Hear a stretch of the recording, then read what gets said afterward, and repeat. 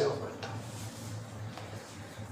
देखिए, ध्वजांक विधि से भाग देना है, एक्सरसाइज फर्स्ट 10th क्लास वैदिक गणित।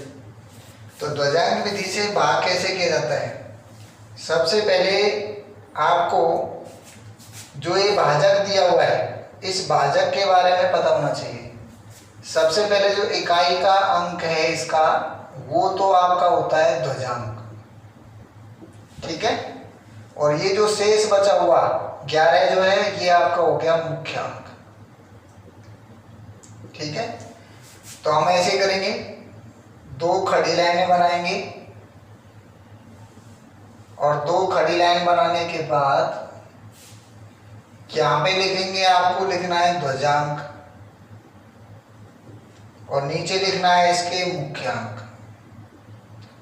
तो ध्वजांक कितना है 2 और मुख्यांक कितना है 11, ठीक है। ध्वजांक में कितने नंबर है? एक ही है अकेला। तो इसमें से इकाई वाले, इसका ध्वजांक में जितने नंबर होंगे उतने ही इसमें से तीसरे वाले कॉलम में लिखना है। तो यहाँ पे अकेला है एक, अकेला ही तो है 2, तो यहाँ से एक अंक इस कॉलम में लिख देंगे, थर्ड वाले में। शेष क्या रह गया? 453। अब इसमें थोड़ा थोड़ा गैप रखना है, 453, थोड़ा थोड़ा सा क्या रखना है? गैप रखना है। अब इसमें मुख्य बात क्या है? इसमें जो नोट वाली बात है उसको ध्यान से समझना कि ध्वजांक का कोई भी सवाल हो, उस सवाल को सॉल्व करने के लिए एक ट्रिक है, उस ट्रिक को आपको यूज करना है कि जो ध्वजांक होता है, मुख्यांक जो होता है ये तो आता है आपका, ध्वजांक जो होता है वो तो भाग देने, घटाने के काम आता है, और मुख्यांक जो है वो भाग देने के काम आता है। तो मुख्यांक जो है वो तो आपका आता है भाग देने के काम, भाग देने के लिए, और जो ध्वजांक होता है वो ध्वजांक का काम आता है आपका घटाने के लिए, घटाने के लिए। तो इसका एक ट्रिक हो गया कि पहले भाग करना है, पहले भाग करना है, फिर क्या करना है? घटाना है। तो भाग माइनस भाग माइनस भाग माइनस ऐसे करना, यानी कि एक ट्रिक हो गई इसकी कि भाग माइनस भाग माइनस भाग माइनस भाग। पहले हम भाग करेंगे, फिर माइनस करेंगे, फिर भाग करेंगे, फिर माइनस करेंगे, जब तक सवाल सॉल्व हो जाएगा। तो यहाँ पे आपको भाग देना है, भाग किससे दिया जाएगा? मुख्यांक से। घटाने के लिए कौन काम आएगा? ध्वजांक। तो ये ध्यान रखना है। तो आपको इसमें स्टेप है, उन स्टेपों का पालन करना पड़ेगा। स्टेप नंबर 1, सबसे पहले क्या देते हैं? भाग। और भाग किससे दिया जाता है? मुख्यांक से। तो यहाँ पे मुख्यांक कितना है? 11। इस 11 का भाग 4 में देंगे, जाएगा नहीं, तो इसका जोड़ा कितना आ जाएगा? 45। तो 45 में आपने भाग दिया किसका? 11 का। मुख्यांक ही काम आता है। तो मैंने इसमें भाग दे के देखा, तो मुझे इसके अंदर 3 बातें लिखनी है। कौन कौन सी लिखनी है? कि आपका भागफल कितना आया भाग देने पर, शेष कितना बचा, और नया भाज्य क्या आएगा, नया भाज्य क्या आएगा। तो देखिए यहाँ पे कितना है? 45। किसका भाग दिया? 11 का। 11 चौका 44, बचा कितना? 1। तो बोलो भागफल कितना आया? 4। तो यहाँ लिखेंगे 4। शेषफल कितना आया? 1। तो शेषफल लिखेंगे 1। तो भागफल तो इस कॉलम में लिखना है, तो भागफल लिख दिया आपने यहाँ। शेष कितना बचा? 1। उस 1 को इस 45 से आगे और इस नंबर से पहले लिखना है। तो आपने 1 को कहाँ लिख दिया? यहाँ पे। तो ये कितना बन गया नया भाज्य? 13। इसको मिलाते हुए बनाना है, तो आपने इसको बना लिया 13। अब देखिए, आपने सबसे पहले ट्रिक में क्या किया था? भाग। अब बारी किसकी है? माइनस की। तो यहाँ पे देखो, भाग के लिए कौन काम आया? मुख्यांक। और घटाने के लिए कौन काम आएगा? ध्वजांक। तो देखो भाग कर दिया, भाग करने के बाद इतना लिख दिया, तो नया भाज्य क्या बना? 13। 13 में से घटाना है, घटाने के काम कौन आता है? ध्वजांक। तो ध्वजांक कितना है? 2। 2 का गुणा इस 4 से करके तब उसमें से घटाना है। तो 13 में से घटाया 2 गुणा 4, तो ये हो गया आपका 13 माइनस 8, कितना बचा? 5। तो ये आपका बचा 5। अब इसको मैं थोड़ा सा यहाँ से हटा देता हूँ। स्टेप नंबर 2,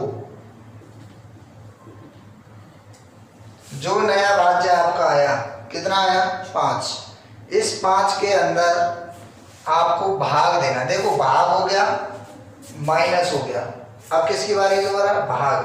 तो 5 में जो नया भाज्य आया उसमें देना है, तो 5 में भाग देना है किसका, 11 का। मुख्यांक देते हैं तो हमको 3 बातें लिखनी है। क्या लिखेंगे आप, भागफल लिखेंगे, शेषफल लिखेंगे और नया भाज्य लिखेंगे, नया भाज्य लिखेंगे। तो देखिए आपने 5 में 11 का भाग दिया, क्या भाग जाएगा, एक बार जाएगा क्या, 11 एकम 11 नहीं होगा तो 0 बार जाएगा।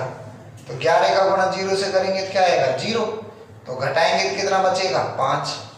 तो भागफल कितना आया 0, शेष कितना आया 5।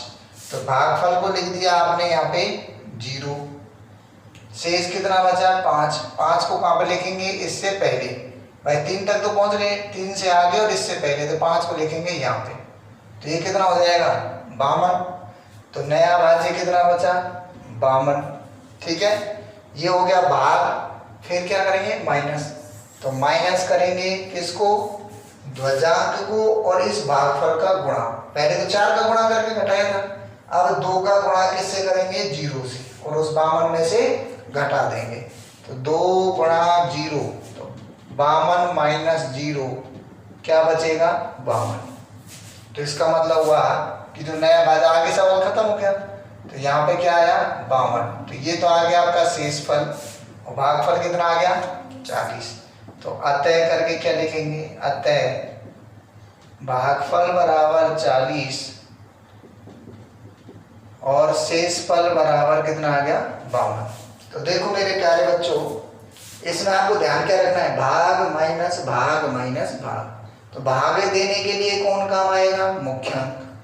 घटाने के लिए कौन काम आएगा, ध्वजांक। तो भाग देने के लिए भाग मुख्यांक कितना है 11, तो 11 का भाग दिया, भागफल और शेषफल लिख दिया। उसके बाद आपने नया भाज्य निकाल लिया। नए भाज्य में से घटाना है, तो घटाने के काम कौन आएगा, ध्वजांक और उसका भागफल का गुणा करके घटाना है। तो ये हो जाएगा आपका 2 गुणा 4, यानी 13 में से 8 गए तो 5। फिर आपने 5 में भाग दिया, भाग देने का काम हमेशा मुख्यांक का। तो 11 का भाग 5 में देंगे तो 0 बार जाएगा, बचेगा कितना 5।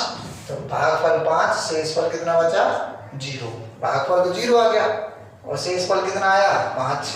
तो भागफल को यहाँ लिख दिया, शेषफल कितना बचा 5।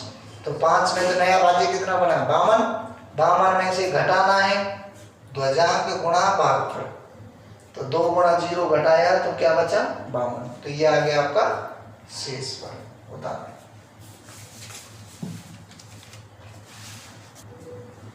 देखिए, एक्सरसाइज पहली है, ध्वजांक विधि से भाग चल रहा है। क्वेश्चन नंबर कौन सा है 13। अब इसमें देखिए फिर से आपको ऐसे ही करना है, 2 खड़ी लाइनें बनानी है, ठीक है। तो यहाँ पे जो पहला नंबर इकाई वाला अंक होता है उसको क्या कहते हैं ध्वजांक, और दूसरा बचा हुआ उसको क्या कहते हैं मुख्यांक। ये होता है। तो ध्वजांक को ऊपर लिखा जाता है और मुख्यांक को नीचे लिखा जाता है। ध्वजांक कितना है 2, मुख्यांक कितना है 4, ठीक है।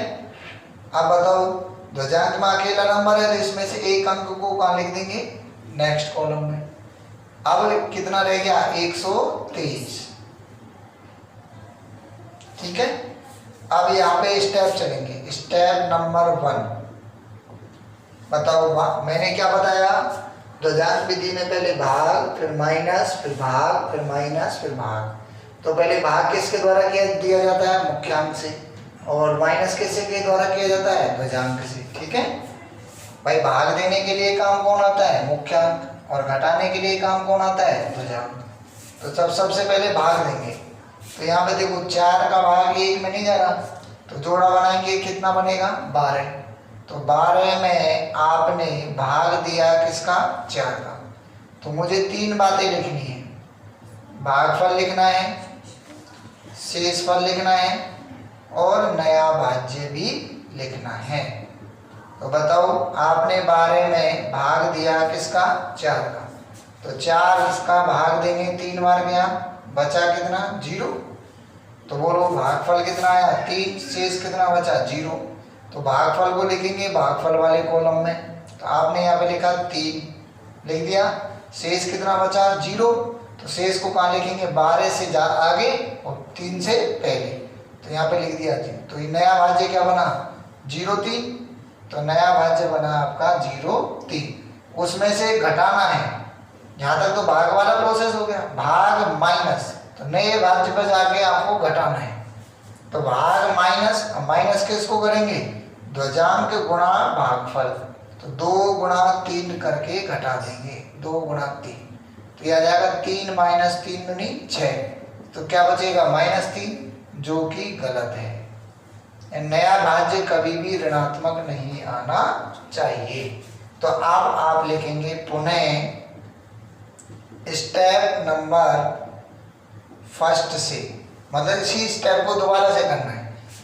अब की बार आपने कितनी बार भाग दिया था? 3 बार। अब इससे एक कम बार दे दो, यानी 2 बार भाग दे दो तो आपका सवाल हो जाएगा।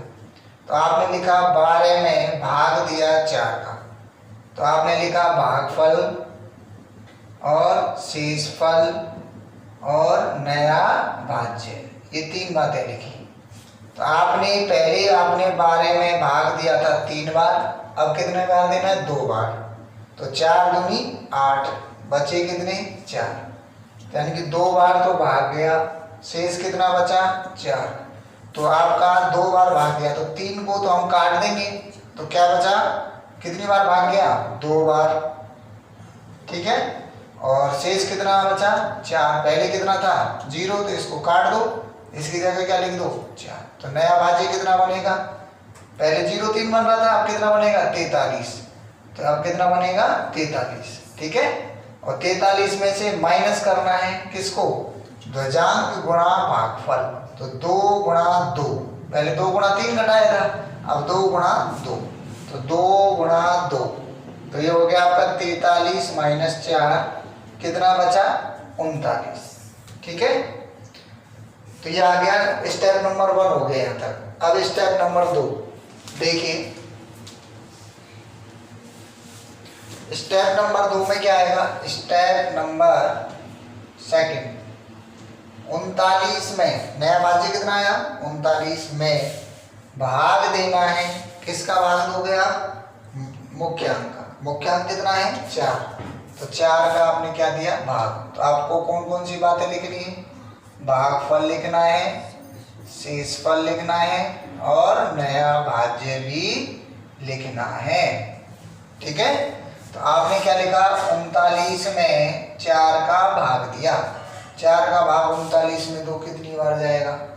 4 का भाग जब 39 में देंगे तो बताओ कितनी बार जाएगा? 4 नाम 36, 9 बार जाएगा हाईएस्ट। 10 बार भाग कभी नहीं देना है। तो 4 नाम कितना हो गया? 36। बचा कितना? 3। 39 में से 36 जाएंगे, 3 बचेंगे। तो आपका भागफल कितना आया? 9। शेष कितना बचा? 3। तो आपको लिखना है भागफल तो लिखना है यहाँ पे 9 और शेष कितना बचा? 3। तो 3 को कहाँ लिखेंगे? 4 से पहले। तो नया भाज्य कितना बना? 34। तो नया भाज्य बन गया आपका 34 में से घटाना है, घटाना नहीं भूलना है। तो 34 में से क्या घटाएंगे? ध्वजांक गुणा भागफल। तो अब की बार भागफल कितना आया? 9। तो 2 गुणा 9 करके उस 34 में से क्या कर देंगे? घटा देंगे। तो 2 गुणा 9, तो 34 माइनस 18 कितने बचे? 16। ठीक है। 14 में से 8 गई तो 6 और 2 में से 1 गया तो 1, तो कितना बचा? 16। तो सवाल खत्म हो गया। तो 16 तो क्या बचा? शेष पर। और भागफल कितना आया? 29। तो अतः हम क्या लिखेंगे? भागफल बराबर 29 और शेषफल बराबर कितना आया आपका? 16। यही सवाल का क्या है? उत्तर है।